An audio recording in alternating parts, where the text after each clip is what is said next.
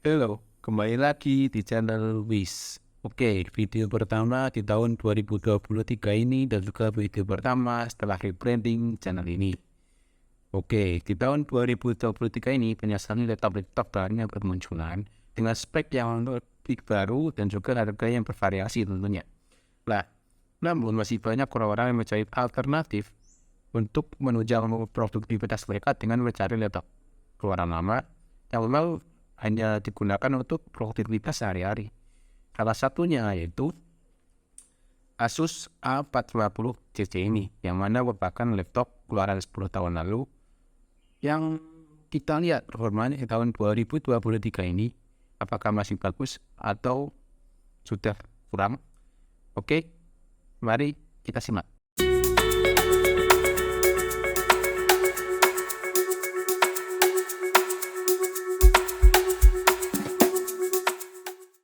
Yap, laptop ini diproduksi tahun 2013, yang mana pada zaman itu laptop ini cukup bersaing.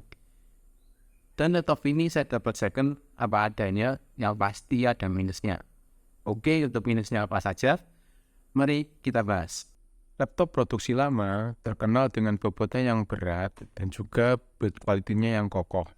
Di mana pada laptop ini, build quality bagian depan dia menggunakan plastik. Namun untuk bagian dalamnya, dia sudah memakai metal yang memang cukup kokoh. Laptop ini berdimensi 14 inch dengan resolusi layar HD yaitu 1366 x 768 pixel dengan tipe panel layar TN yang mana warnanya masih kurang tajam, bisa dilihat. Nah, kemudian di bagian pinggir, nah ini dia masih terdapat, ada white spot yang mana karena faktor usia laptop namun tidak terlalu mengganggu pada keseluruhan layar laptop. Oke, kemudian untuk port yang tersedia pada laptop ini yaitu pada sebelah kiri ini ada Kensington lock, kemudian ada DVD drive ini, dan juga ada satu port USB-A Type 2. Oke, kita ke sebelah kanan. Sebelah kanan ada audio jack 3,5 mm combo. Kemudian ada satu port lagi USB-A Type 2, ada satu port juga USB-A Type 3. Kemudian ada port RC45, ada HDMI port, ada juga VGA port. Juga ada tempat pembuangan untuk panas dari type-nya. Kemudian ada charger port. Oh ya, serta laptop ini juga mempunyai pembaca kartu memori SDHC yang berada di bagian bawah laptop. Ini di sini. Oke. Baterai pada laptop ini itu baterai yang masih bisa dicopot, yaitu dengan kapasitas 2600 mAh pada laptop ini. Dan juga untuk charger yang dimiliki laptop ini yaitu sebesar 90 watt. Dan ini masih charger original bawaan laptop atau asli dari Asusnya. Oke, nah di sini minus pertamanya yaitu baterainya ini sudah tidak berfungsi lagi, sehingga laptop ini harus selalu dicolok listrik. Nah, dan sudah berusaha untuk diganti baterai namun hasilnya tetap sama, sehingga dengan sangat berhati-hati harus selalu menggunakannya dengan dicolok listrik. Oke, kemudian kita masuk ke spesifikasi utama dari laptop ini, yang mana laptop ini dibekali dengan Intel Core i3 3217U dengan kecepatan 1,8 GHz, dual core 4 thread. Kemudian dia sudah ada grafik onboardnya yaitu Intel HD grafik 4000 dengan total memorinya 2 GB. Kemudian untuk discrete grafik, laptop ini juga ada discrete grafik yaitu Nvidia GeForce GT 720M, yang mana dengan total memorinya juga 23. Kemudian laptop ini untuk spesifikasi aslinya itu memakai RAM 4 GB. Namun di sini sudah saya upgrade menjadi 8 GB. Nah, di sini minus keduanya, di mana untuk laptop ini slot RAM on board-nya itu sudah rusak dan dicopot, sehingga hanya tersisa satu slot saja, yaitu slot yang upgradable. Nah, dan di sini sudah saya pasangkan dengan RAM DDR3 8 GB. Oke. Kemudian untuk storage pada laptop ini, pada spesifikasi aslinya yaitu memakai hard disk 5400 rpm dengan kapasitas 500 GB. Kemudian sudah saya upgrade, terutama pada laptop ini, yaitu saya upgrade menjadi SSD dengan SSD Adata SU650 berkapasitas 120 GB dengan kecepatan read-nya itu diklaim bisa mencapai 520 Mbps dan juga kecepatan write-nya itu bisa mencapai 420 Mbps. Oke, kemudian laptop ini juga sudah dibekali dengan Wi-Fi 4 dan juga Ethernet LAN dengan kecepatan 1000 megabit dan juga sistem audio terpasang pada laptop ini yaitu Sonic Master. Oke, tadi kita sudah bahas tentang spesifikasi dari laptop ini. Sekarang kita akan membahas bagaimana sih performa dari laptop ini. Oke, langsung saja kita lihat tes performanya. Oke, pada pengujian prosesor dengan Cinebench Test R15, R20 dan juga F23 didapatkan skor pada Cinebench R15 yaitu 144 GB dan juga single core-nya 42 GB. Kemudian untuk Cinebench R20 didapatkan skor 344 bts dengan single core-nya 138 bts. Kemudian untuk Cinebench R23 didapatkan skor 876 bts dengan single core-nya 353 bts. Ya, terbilang skor yang didapatkan oleh laptop ini yaitu bukan skor yang tinggi, apalagi dibandingkan dengan prosesor terbaru zaman sekarang. Namun skor tersebut sudah sesuai dengan performa yang ditawarkan oleh laptop ini dalam hal prosesornya. Kemudian untuk VGA card-nya itu NVIDIA GT 720M. Di sini dengan pengujian 3D Mark V Stack hanya mendapatkan skor 239. Ya, itu skor yang bukan tinggi, juga tidak terlalu rendah juga sih. Dan kembali lagi itu sudah masuk atau sesuai dengan performa yang ditawarkan oleh laptop ini. Kemudian dalam pengujian storage yaitu SSD Adata SU650 yang mana kondisi kesehatannya yaitu masih 84%, yang mana masih terbilang cukup aman karena masih di atas 80%, yang mana pada awal pengujian untuk speed rate-nya itu berada di angka 514 Mbps dan sempat turun ke angka 393 Mbps. Kemudian untuk speed write-nya itu ada di angka 100 stabil di angka 127 Mbps dan sempat turun di 120 Mbps. Nah, untuk speed rate-nya itu sudah mendekati klaim dari Adata sendiri yaitu mencapai 520 Mbps. Namun untuk speed rate-nya masih jauh dari klaim Adata yaitu 450 Mbps.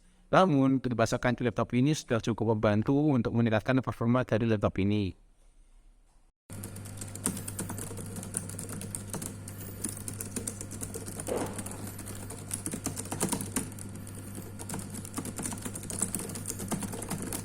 Oke, untuk selanjutnya yaitu terkait keyboard dari laptop ini, di mana untuk keyboardnya sendiri masih cukup tactile, namun kurang nyaman untuk digunakan. Tapi untuk level size-nya bisa dibilang pas, terutama untuk tangan saya. Nah, kemudian minus yang terakhir yaitu untuk touchpad dari laptop ini tidak bisa digunakan, sehingga kita tidak bisa mengates untuk touchpad-nya. Namun untuk touchpad-nya sendiri standar, ya ada smart gesture-nya juga dari Asus, dan ya feel-nya juga standar sih dari laptop Asus lainnya.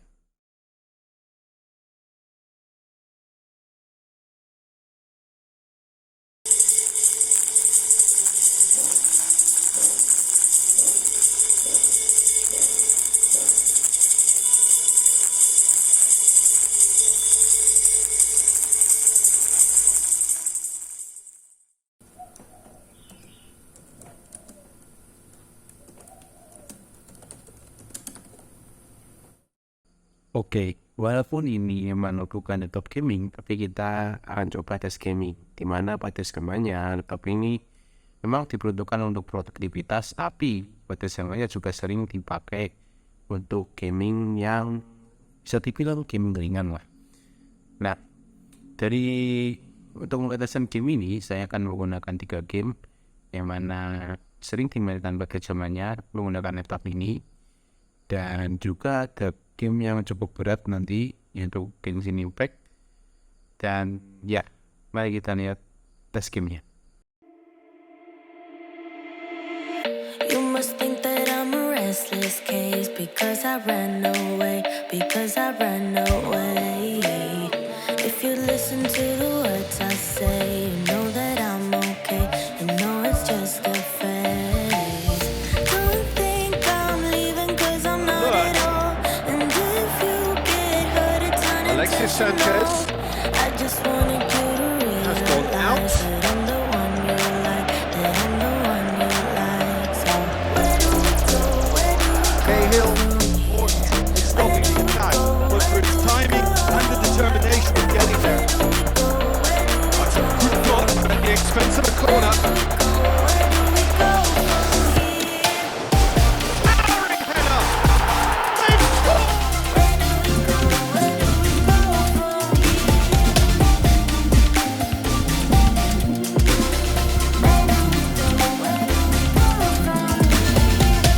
Baby, I've been busy missing you. Say, have you missed me too? Say, have you missed me too?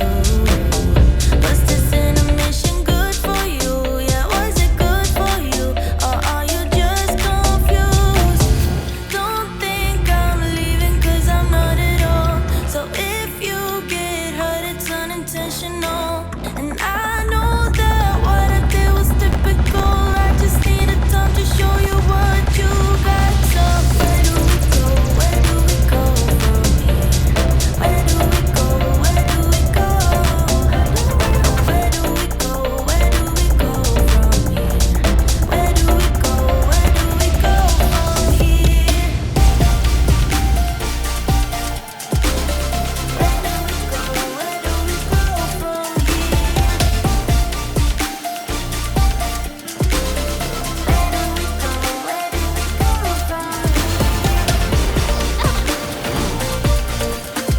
Dear me. Emerge. Right now. Right here. All I ever wanted was a sign from you, Right now. telling me you need me here just like I do. All I ever wanted was to make it through. Tell me how about you? How about you? So where do we go? Where do we go from here? Where do we go? Where do we go? Where do we go? Where do we go from here? Where do we go? Where do we go from here? Right here. Emerge. Right here. Emerge.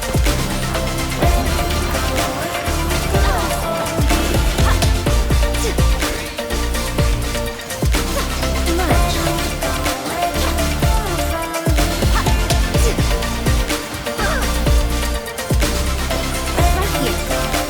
Right now. A sight to behold. Emerge. Right now. Emerge.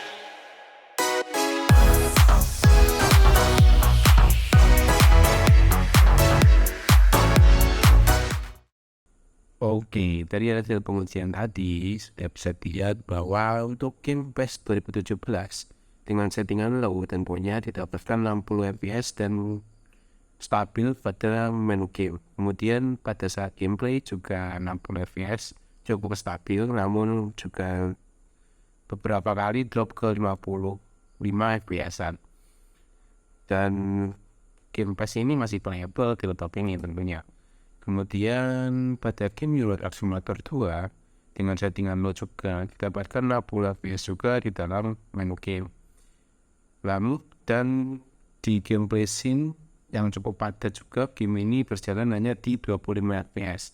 Namun ketika di gameplay scene yang cukup lenggang atau jalanan yang longgar, di game Euro Truck Simulator ini bisa stabil di 30 fps. Dan ya untuk game Euro Truck Simulator masih cukup playable lah ya. Kemudian terakhir yaitu yang untuk game berat, yaitu Genshin Impact, dimana ini ya game yang cukup berat untuk tahun ini juga dengan settingan yang aslinya very low ya. Terus tapi namun hanya berjalan di 13 fps-an rata-rata, dan sering kalau scene yang itu cukup padat dia hanya sanggup naik ke 17 fps saja ya. Bisa dibilang kurang playable atau tidak playable pada laptop ini. Jadi untuk Genshin Impact sepertinya masih jangan dulu lah dimainkan laptop ini ya. Selain ketiga game tadi, untuk laptop ini sebenarnya masih banyak juga game ringan yang bisa dimainkan, dan pernah saya coba juga untuk dimainkan laptop ini, seperti Counter Strike, CS:GO, kemudian ada The Sims 4, kemudian ada Far Cry 3, dan beberapa game lainnya yang bisa saya sebutkan tentunya nanti bisa dicari tahu sendiri lah ya. Kemudian untuk game online yang pernah saya coba juga di laptop ini yaitu Point Blank dan juga Los Angeles, yang memang cukup playable juga di laptop ini ya. Oke, kemudian tadi juga ada tes rendering dengan Adobe Premiere Pro 2015, dan ketika proses editingnya untuk playbacknya masih berwarna kuning dengan ya efek yang cukup lumayan lah ya untuk di scene videonya. Kemudian untuk tes rendernya untuk video 1 menit dengan efek tersebut, laptop ini sanggup merender dengan waktu 2 menit 45 detik. Dan tentunya dengan bantuan kuda dari GT 720M nya, dan mana yang cukup singkat juga untuk video 1 menit dengan spek laptop seperti ini. Tapi kalau scene yang lebih panjang dan juga efek yang lebih berat itu akan membutuhkan waktu yang lama pastinya, dan tidak worth it di laptop ini. Kemudian tadi juga ada cuplikan pengetesan untuk kegiatan browsing dan juga Word juga pada laptop ini, yang mana cukup bisa untuk menunjang produktivitas terutama untuk aplikasi Office dan juga browsing, yang mana juga laptop ini pernah saya gunakan untuk skripsian dengan Word PPT yang intensif tentunya, dan juga aplikasi meeting online. Jadi masih sanggup lah ya laptop ini untuk menunjang produktivitas kita seperti itu. Oke, kesimpulannya dari review laptop Asus A450cc ini, yang mana laptop ini masih cukup bisa dipakai di tahun 2023 untuk menunjang produktivitas harian, terutama Office, browsing, jualan, meeting online, dan beberapa game ringan yang memang untuk mengisi waktu luang saja. Nah, kemudian apakah laptop ini layak dibeli di tahun 2023? Jawabannya kembali pada kalian masing-masing. Sesuaikan dengan budget kebutuhan kalian. Apabila budget yang punya memang pas-pasan dan hanya untuk kebutuhan produktivitas saja, mungkin laptop ini bisa dibeli untuk menunjang hal itu. Namun berbeda lagi dengan kebutuhan kalian apabila kalian memang butuh untuk profesional dan budget kalian juga pas-pasan, ya mungkin laptop ini tidak cocok, dan ada laptop lainnya yang mungkin bisa memenuhi kebutuhan kalian. Dan mungkin kalian juga harus mengumpulkan budget yang lebih lagi untuk membeli laptop yang profesional pastinya. Dan ya kembali lagi itu tergantung kebutuhan kalian semua. Oke, mungkin itu saja review dari laptop Asus A40 ini. Apabila ada salah kata dan penjelasan mungkin bisa dikoreksi di kolom komentar nanti. Kemudian laptop ini juga saya jual, linknya nanti saya cantumkan di deskripsi beserta rekomendasi toko-toko lainnya yang menjual laptop ini, tentunya dengan harga dan bervariasi pastinya.